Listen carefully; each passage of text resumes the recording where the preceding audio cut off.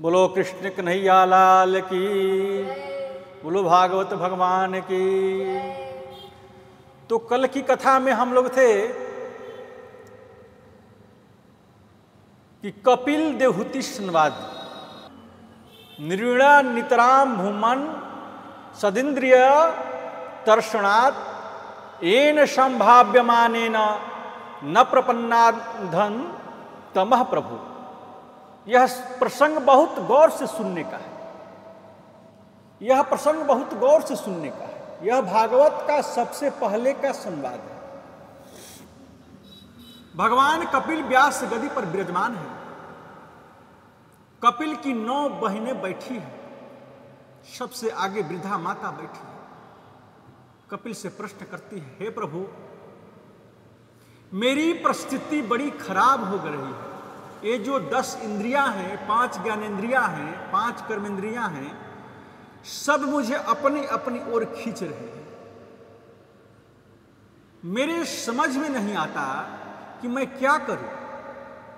आंखें कहती है सुंदर रूप देखो, कान कहते हैं सुंदर संगीत सुनो, नासिका कहती है कि सुंदर सुगंध को सूंघो, रसना जो खतरनाक इंद्रिया है कहती है कि सुंदर पदार्थ का सेवन करो। इंद्रियों को बस में कैसे करूं, ये मेरा पहला प्रश्न है। मेरा दूसरा प्रश्न ये है कि बंधन किसका होता है? बंधन मन का होता है कि शरीर का होता है या आत्मा का होता है? मन को बस में करने का उपाय क्या है? तो प्रभु कपिल देव ने कहा कि मां, आप तो स्वयं ज्ञानी हैं, विदुषी हैं, परम साध्वी हैं, आपसे मैं क्या कहूंगा। फिर भी जो मैंने जाना है उसे जरूर कहूंगा। इंद्रियों को बस में करना ही चाहिए और इन्हें बस में करने का तरीका है संयम। संयम के द्वारा इंद्रियों को बस में किया जा सकता है। फिर भी यदि बस में नहीं होता हो तो प्रत्येक इंद्रिया का मुख परमात्मा की ओर मोड़ दो। हमारे मन में ज्यादा पकवान खाने की इच्छा है, जीभ कहती है तो उस पकवान को गोविंद का भोग लगाकर पाओ। जीभ की वस्तु उसे मिली पर परमात्मा से संबंध जोड़कर मिली, इसलिए उसका दोष नहीं रहा। दूसरी बात माता कि जहां तक बंधन का कारण है, आत्मा का कभी बंधन नहीं होता है। इसलिए आत्मा की मुक्ति का सोचना ही अपराध है। जिसका बंधन नहीं उसकी मुक्ति कैसे? आत्मा की कोई मुक्ति नहीं होती। अब बंधन और मुक्ति तो केवल मन की होती है। मां, मन की ही बंधन में डालना है, मन की ही मुक्ति को देखता है। मन ही बंधन में डालता है और मन ही मुक्ति को देता है। यदि विषयों के प्रति मन में आसक्ति है तो हम बंधे हुए हैं और मन विषयों से हट गया तो हमारी मुक्ति हो गई। इसलिए मन को विषयों से अनासक्त बनाओ। मन को अनासक्त बनाने का तरीका पहला है सत्संग। सत्संग खूब करो। महापुरुषों के सामने बैठकर परमात्मा का दिव्य लीलाओं का रसास्वाद करें, क्योंकि भगवान के बारे में जब तक जानकारी न हो तो मन उसमें लगेगा कैसे? जाने बिना न होई प्रतीति, आ बिना प्रतीति होई नहीं प्रीति। तो बिना जानकारी के परमात्मा को समझेंगे कैसे? तो इसलिए सत्संग में जाना जरूरी है और सत्संग का समय जरूर निकाले। सत्य माने अविनाशी, परमात्मा का जो संग करा दे उसी का नाम है सत्संग। आप सत्संग बोले चाहे सत्संग बोले एक ही बात है। सत्संग सीधे धीरे धीरे मन श्री कृष्ण के चरणों में लगेगा।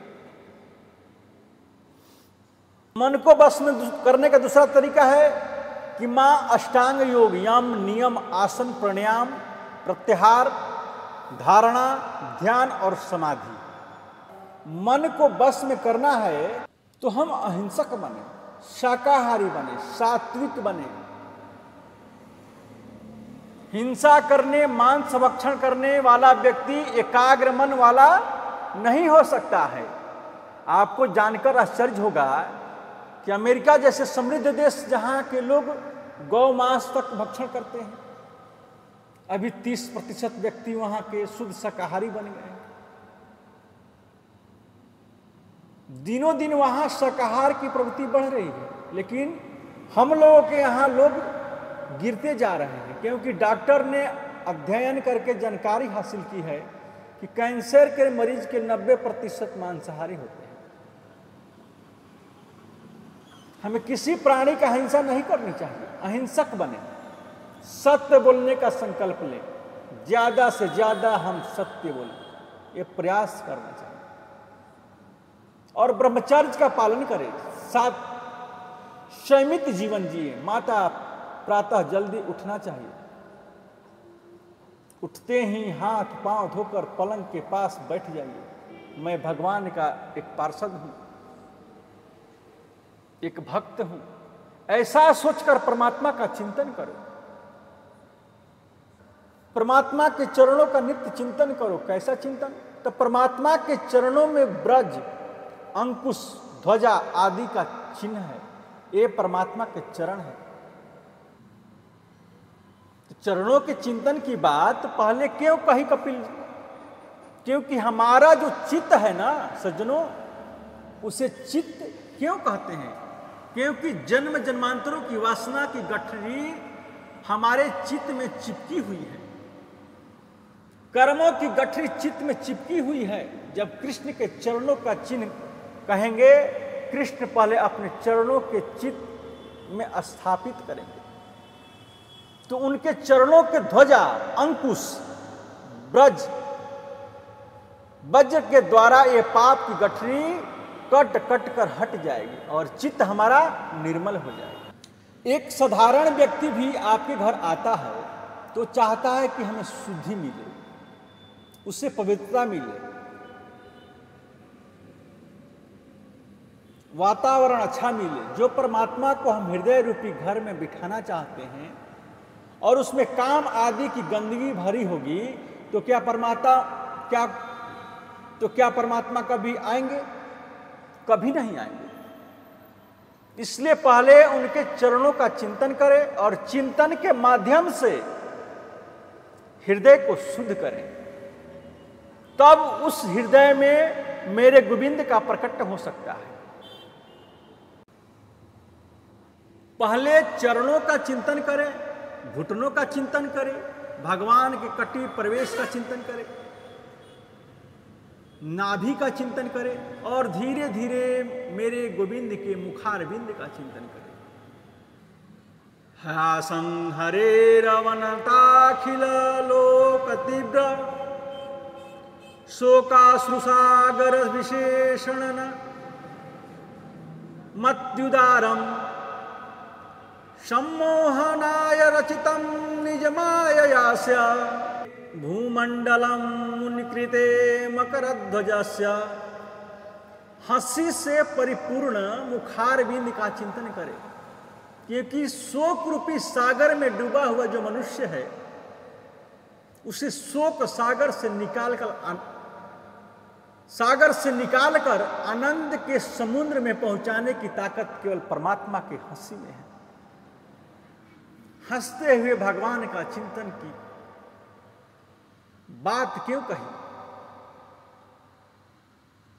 जितने भी परमात्मा के चरित्र हैं, उसमें श्री कृष्ण के चरित्र में जितना संकट आया, उतना संकट कभी किसी भगवान के जीवन में नहीं आया। आप श्री कृष्ण के चरित्र पर एक नजर डालें और देखें कि उनका जन्म कहां हुआ। जहां डाकुओं को बंद किया जाता है, उस जेलखाने में कन्हैया अवतरित हुए और अवतार लेते अवतार लेते ही गोकुल चले गए। वहां केवल 7 दिन के थे तो पुतना मारने आ गए, 6 महीना के थे तो सकटासुर मारने आ गए, 1 वर्ष के हुए तो तृणावर्त मारने आ गए, जमुना में कूद पड़े तो कालिया दमन किया। उसके बाद गिरिराज उठाया, अघासुर, बकासुर, व्योमासुर, धेनुकासुर, केसी, 11 वर्ष 56 दिन के कृष्ण ने सैकड़ों राक्षसों को युद्ध किया, सैकड़ों राक्षसों से युद्ध किया, कंस का उद्धार किया, मथुरा में शांति नहीं मिली। जरासंध ने मथुरा को घेर लिया, रण छोड़कर भाग निकले, द्वारिका चले गए। द्वारका में शांति से बैठे थे कि पांडव बोले हमारी रक्षा करो, हम संकट में हैं। कौरव पांडव का युद्ध कराकर मेरे कृष्ण ने पांडव को विजय श्री प्रदान कराई। अब थोड़ा शांति से बैठे थे कि चलो सुख से जीवन व्यतीत होगा, तो घर में ही झगड़ा शुरू हो गया। यदुवंशी एक दूसरे पर ही वार करने लगे, झगड़ने लगे, घर में भी शांति नहीं मिली। कृष्ण की आंखों के सामने 99 लाख से ज्यादा जिसकी संख्या है, ऐसे रघुवंशी लड़ लड़कर कट कट कर मर गए। एक भी दिन कृष्ण को सुख और शांति का वृत्ति नहीं हुआ। लेकिन प्रभु कभी सिर पर हाथ धरकर चिंता करने बैठे, ऐसा किसी शास्त्र में नहीं लिखा है। भगवान कभी चिंता करने के लिए उद्यत हुए, ऐसा नहीं लिखा है। मुस्कुराते ही रहते हमेशा। इसका मतलब क्या है कि गोविंद कहना चाहते हैं कि अहर्निश मुस्कुराओ, सदैव प्रसन्न रहना, ये मेरी सर्वोपरि भक्ति है। आपने सुना होगा उल्लू होता है, उसे दिन में दिखाई नहीं देता है, और वो कौवा होता है, उसे रात में दिखाई नहीं देता है। तो उल्लू कहता है हमेशा रात बनी रहे तो अच्छा, और कौवा कहता है कि हमेशा दिन बनी रहे तो अच्छा। लेकिन उल्लू और कौवा के चाहने से दिन रात नहीं बदलेगा। ये कभी हो सकता है, कभी नहीं। रात्रि के बाद दिन और दिन के बाद रात्रि आती ही रहेगी। एक क्रम है संसार का, चलता रहेगा। तो दुख और सुख तो आते ही आते रहेंगे। दोनों परिस्थितियों में एक से रहो। जैसे परिस्थितियां जीवन में आए, उसका डटकर मुकाबला करो, उससे घबराओ नहीं। जो परिस्थितियां से घबरा जाता है, वो मानव जीवन से कभी भी प्रगति नहीं कर सकता है। वो जीवन में कभी प्रगति कर ही नहीं सकता है। भगवान कपिल कहते हैं कि रोज चिंतन करो, मुस्कुराते हुए प्रभु के चेहरे का चिंतन करो। जय श्री कृष्ण। बोलो भागवत भगवान की, कृष्ण कन्हैया लाल की।